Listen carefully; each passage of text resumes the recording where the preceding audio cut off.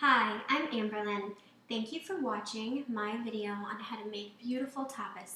Please visit my website where you can find more videos, recipes, and pictorials on hotfortapas.com. My YouTube channel is Hot for Tapas. Today I'm making one of my very favorite dishes, which revolves around one of my very favorite produce items, eggplant. I am making an eggplant bake, which is very simple and only calls for these ingredients. Eggplant, of course, tomatoes, Asiago cheese, Italian seasoning, salt, pepper, olive oil, and get a couple fresh garlic cloves. You have yourself a beautiful, simple, very impressive dish. Your palate will love you long time. So I'm going to get started and show you just how simple this is. About cutting your produce. It does create different textures just by way of cutting your produce in different ways and using different methods.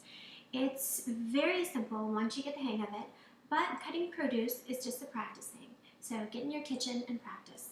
One tip for cutting produce is make sure you have a nice cutting board and a sharp knife. Because if you don't, well, it can be quite a miserable experience as well as dangerous. I have in front of me some oven-safe baking dishes. I'm sure you're familiar with these. Most everyone has them, and if you don't, get them. They're very handy. I like to do all sorts of dishes in these. And today I'm going to do individual portion-sized tapas portions. First, I'm going to start with my eggplant. And what I like to do with the eggplant is just cut off the ends. And I'm going to slice this eggplant long ways in long, thin strips.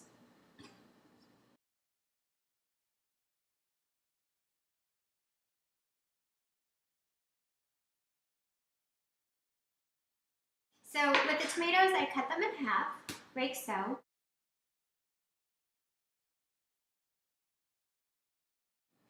Okay, next I have garlic, and garlic is beautiful. We love garlic, let me tell you. We do keep the vampires away, if you know what I mean. And with garlic, I'm going to use this to crush it. With garlic, you just got to put some power into it, and they pop, and then the skin comes right off. Just like so. So, get a little aggressive. Not that aggressive that you would hurt yourself, but a little aggression goes a long way. I miss my garlic press. I actually had a huge chunk of garlic that I put into my garlic press, and I pressed it, and the pressure broke my garlic press, and it was a good one. It was one of those fancy ones. I'm sure I spent some cash on it. So I need another one because they're such a time saver.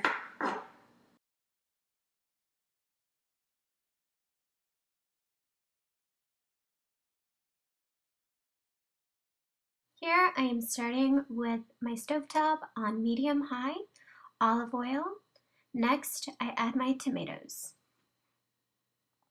And I like to scrape up the tomato juice off the cutting board as much as I can. I will cook these down until the tomatoes start to thicken. I add salt and pepper. I let these cook for a couple of minutes, then add to that my garlic. Right now I am adding the eggplant.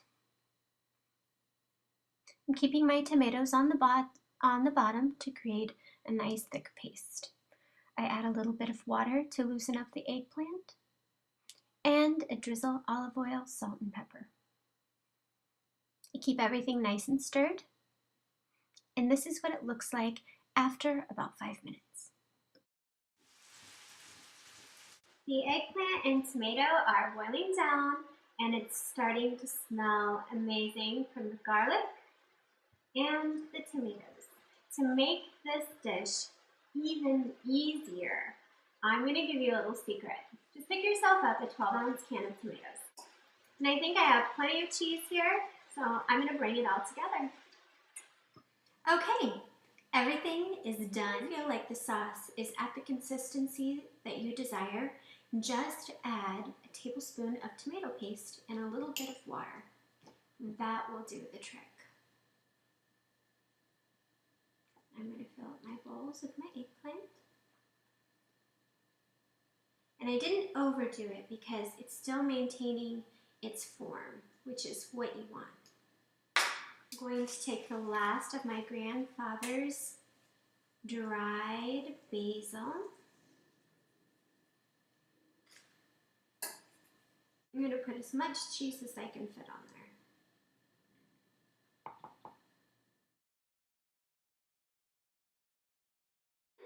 That is it. I'm going to pop these in the oven and show you what they look like when they come out. Just toast them to where they're beautiful and golden on top and they're ready to eat. And they came out beautiful.